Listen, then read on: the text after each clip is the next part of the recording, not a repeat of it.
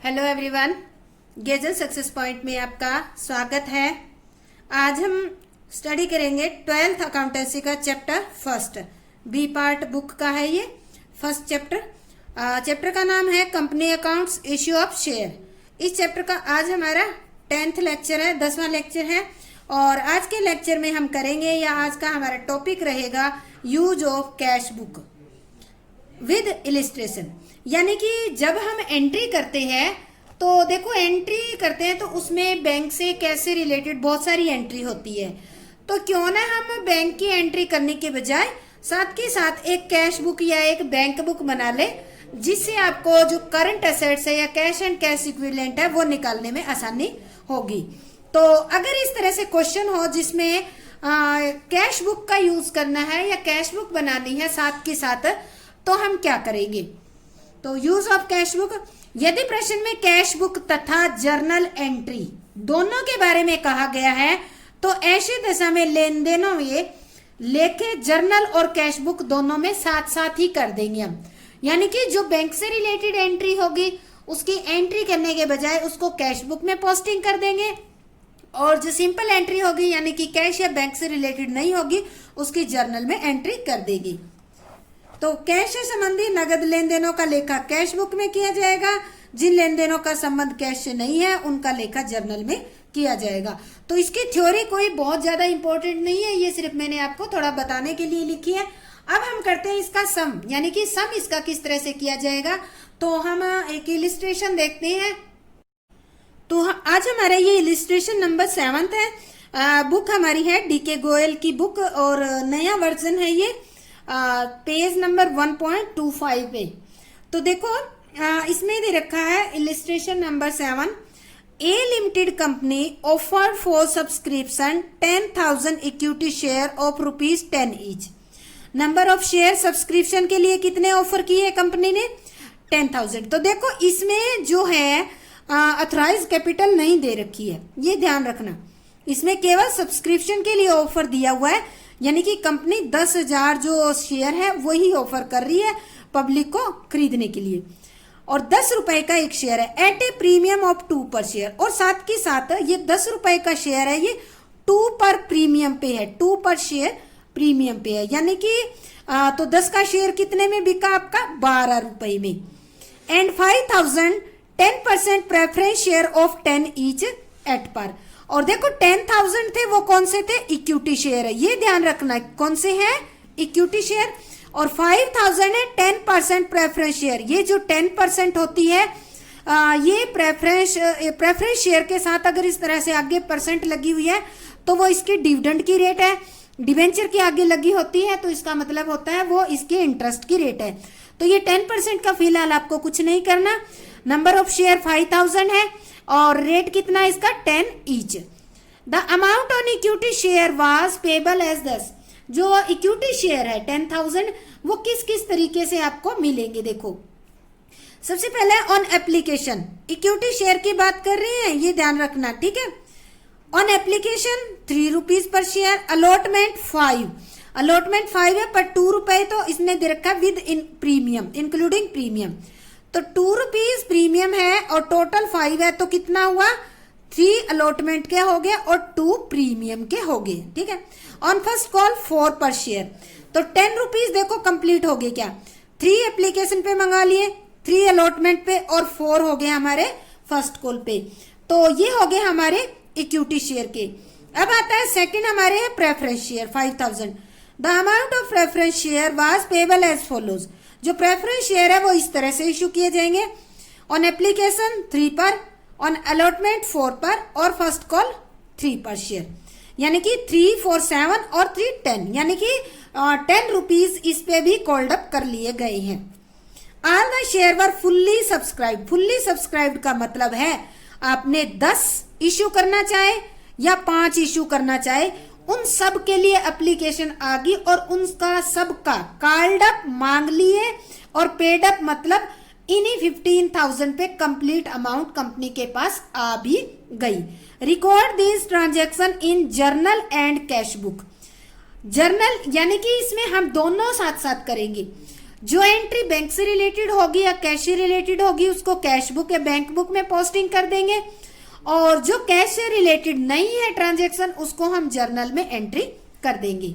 तो हम इसको स्टार्ट करते हैं, अच्छी तरह से कॉपी में करके देखते हैं। तो देखो ये हम यहाँ पे एंट्री करेंगे, हमने मेन इन्फॉर्मेशन लिख ली है, और मेन इन्फॉर्मेशन में देखो इक्विटी शेयर कितने हैं 10,000, एप्लीकेशन पे कितने ले रहे हैं 3 रुपीज, और प्रेफरेंस शेयर कितने हैं हमारे 5,000, एप्लीकेशन पे कितने ले रहे हैं 3 रुपीज। तो देखो अगर हम एंट्री करते हैं, तो आपको एक एंट्री करके समझाती हूँ फिर पोस्टिंग करवाती है। तो देखो अगर एंट्री करेंगे तो हम एंट्री क्या करेंगे, bank account debit to equity share capital, equity share application account, और टू प्रेफरेंस शेयर एप्लीकेशन। ठीक है, तो दोनों की एप्लीकेशन पे। अब देखो इक्विटी शेयर एप्लीकेशन पे कितने होंगे 10,000 शेयर, 3 पर शेयर कितने हो गए 30,000, और इसमें प्रेफरेंस शेयर पे 5 इंटू 3 15,000, और टोटल बैंक में कितने हो गए 45,000। तो हम पहली एंट्री ये करते, अब पहली एंट्री ये करते हैं। तो अब देखो एंट्री तो आपको करनी नहीं है, क्योंकि जिसमें बैंक या कैश रिलेटेड है उसकी एंट्री नहीं करनी, उसकी सीधी पोस्टिंग करनी है। तो हम क्या करेंगे, पोस्टिंग करेंगे। पोस्टिंग के लिए हमने bank account cash book with bank column बना रखी है, तो ये डेबिट कर रखा है, तो डेबिट साइड में पोस्टिंग करेंगे to equity share application account. देखो एप्लीकेशन इक्विटी के सामने कितने 30,000 और प्रेफरेंस के सामने कितने 15,000, तो हमने लिख दिया 30,000, और to preference share application account 15,000। ठीक है, अब देखो ये एप्लीकेशन की ये एंट्री होने के बाद जो सेकंड एंट्री होती है वो क्या होती है, इस एप्लीकेशन मनी को, यानी कि ये जो इक्विटी शेयर एप्लीकेशन और प्रेफरेंस शेयर कैपिटल एप्लीकेशन है इनको शेयर कैपिटल में ट्रांसफर करती है। तो सेकंड एंट्री हम करेंगे equity share application account debit, और दूसरा है 10% preference share application account debit. कितने कितने था, एप्लीकेशन का था 30,000, ठीक है, और इसका था 15,000। तो इसको करेंगे हम टू, जो इक्विटी शेयर एप्लीकेशन वाली है उसको हम लिखेंगे टू इक्विटी शेयर कैपिटल। ये ध्यान रखना, शेयर कैपिटल में इक्विटी है तो इक्विटी शेयर कैपिटल आएगा, अगर प्रेफरेंस है तो टू 10% प्रेफरेंस शेयर कैपिटल 30,000 और 15,000। ठीक है, अब इसकी नरेशन लिखेंगे, सीधा आप छोटी सी नरेशन लिख दो, transfer of application money, transfer of application money किस में ट्रांसफर किया, या ऐसे लिख दो money transfer to share capital. ठीक है, तो ये हमारी एप्लीकेशन से रिलेटेड दोनों की एंट्री कंप्लीट हो चुकी है। अब नंबर आता है अलॉटमेंट का।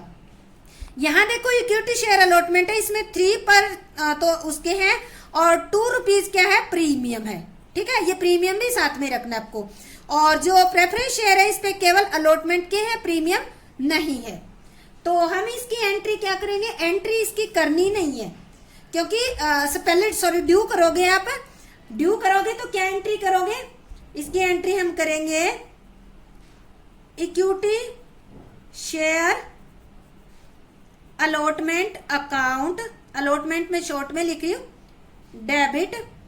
कितना आएगा, ये 10,000 इंटू 3, पहले ये लेना है। ठीक है, 10,000 टोटल ले लो इसका, क्योंकि यहाँ अभी तो ड्यू ही कर रहे हैं, तो 5 रुपीज आ जाएगा, तो ये आ जाएगा आपका 50,000, ठीक है, विद प्रीमियम। इसके बाद आ गया आपका 10% preference share allotment account debit. कितना आ गया? 5 × 4, अलॉटमेंट के 4 रुपीज है, तो ये आ गया आपका 20,000। अब इसको हम ट्रांसफर करते हैं, तो हम लिखेंगे to equity share capital. Equity share capital कितने आएंगे? क्योंकि 3 + 2 है, 2 प्रीमियम है, तो 3, 10 × 3 30,000 आ गया, और प्रीमियम कितना आपका 2,000। तो यहां दिखाओगे to securities premium reserve account. Premium कितना है? 2 पर शेयर, तो 2 × 10,000, तो ये हो गया 20,000। यहाँ 50 लिखा था ना, यहाँ विद प्रीमियम लिखा था, यहाँ अलॉटमेंट के अलग लिखेंगे, प्रीमियम के अलग लिखेंगे। अब बच गए हमारे प्रेफरेंस शेयर के, तो यहाँ लिखेंगे 10% प्रेफरेंस शेयर कैपिटल। कितने आ गए यहाँ पे? यूं के यूं 20,000 लिख देंगे, ठीक है। अब नरेशन लिखेंगे, नरेशन में आप छोटी सी लिखना, amount due on allotment. Allotment पे अमाउंट ड्यू किए। अब देखो इनकी अमाउंट ड्यू करने के बाद क्या होगा? इनकी अमाउंट मिल जाएगी, मिल जाएगी, तो करने के बाद क्या होगा? इनकी अमाउंट मिल जाएगी, मिल जाएगी, तो एंट्री कहाँ करनी है? Bank account debit 2 equity share allotment और 2 प्रेफरेंस शेयर अलॉटमेंट करेंगे। पर हमें एंट्री नहीं करनी, हमें क्या करना है? सीधे का सीधा कैश अकाउंट में पोस्टिंग करनी है। तो हम यहां लिखेंगे 2 इक्विटी शेयर अलॉटमेंट। अलॉटमेंट के विद प्रीमियम लेने हैं आपको, कितने थे? 50,000, ठीक है, और 10% प्रेफरेंस शेयर अलॉटमेंट अकाउंट। कितने हैं आपके? 20,000, ठीक है। तो हमने ये पोस्टिंग कर दी। अब आते हैं, अब देखो यहाँ पर अलॉटमेंट की होगी आपकी, और यहाँ पे प्रेफरेंस शेयर के अलॉटमेंट की होगी है। अब बच गए हमारे फर्स्ट कॉल 4 रुपीज 10,000 पे, और प्रेफरेंस शेयर पे 5,000 पे 3 रुपीज। तो इसको पहले ड्यू करते हैं। ड्यू कैसे करेंगे? Equity share first call account debit. तो फर्स्ट कॉल अकाउंट 10,000 × 4, तो ये हो गया 40,000। नेक्स्ट प्रेफरेंस शेयर के 5,000 × 3, 10% preference share first call account debit. तो 5,000 × 3 हो गया हमारा 15,000। इसको लिखेंगे हम 2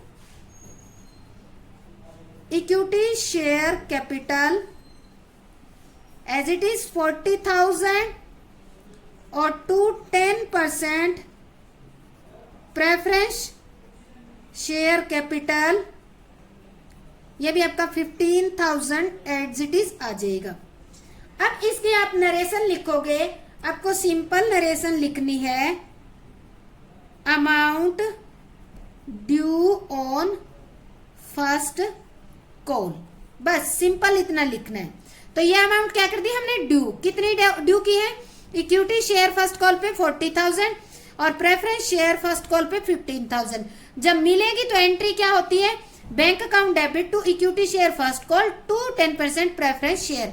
पर वो एंट्री हमें नहीं करनी, हम क्या करेंगे? इसको सीधा बैंक अकाउंट में पोस्टिंग कर देंगे। तो पोस्टिंग करेंगे तो एंट्री क्या करेंगे हम पोस्टिंग में? 2 equity share first call account 40,000 की एंट्री की थी ना, और 10% preference share first call account, ये हमारी थी कितनी थी 15,000, तो ये हम कर देंगे 15,000।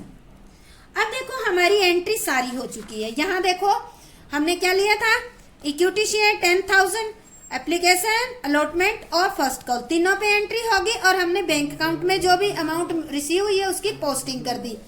नेक्स्ट 5,000 प्रेफरेंस शेयर थे जिसमें हमने एप्लीकेशन 3 और अलॉटमेंट 4 और फर्स्ट कॉल 3 रुपीज, इसकी भी हमारी एंट्री हो चुकी है। प्रीमियम की भी हमने एंट्री कर दी है। तो नेक्स्ट हमारा आता है बैंक अकाउंट का बैलेंस निकालना। कोई एक्सपेंसेस वगैरह नहीं है, तो इसमें सिंपल जो है हम टोटल करेंगे। क्रेडिट साइड में कोई भी अमाउंट नहीं है, क्रेडिट साइड में कोई अमाउंट नहीं है, तो हम इसका टोटल कर देंगे। इसका टोटल करेंगे तो ये टोटल हमारा आ जाता है 1,70,000। 1,70,000 आ गया। क्रेडिट साइड में कोई आइटम नहीं है, तो ये क्या हो गया आपका बाय बैलेंस CD 1,70,000। तो ये आपका जो है सम कंप्लीट हो गया, जिसमें आपने क्या किया, ऐसा सम लिया जिसमें जो एंट्री बैंक से रिलेटेड थी उसको कैश बुक में पोस्टिंग किया है और जो कैश से रिलेटेड ट्रांजैक्शन नहीं थी उसकी आपने जर्नल एंट्री की है। तो ये हमारा एक छोटा सा क्वेश्चन था, बहुत ही इंपॉर्टेंट और अच्छी तरह से आपको समझ में आ गया होगा। तो इसके लिए आपका बहुत बहुत धन्यवाद। जय हिंद, जय भारत।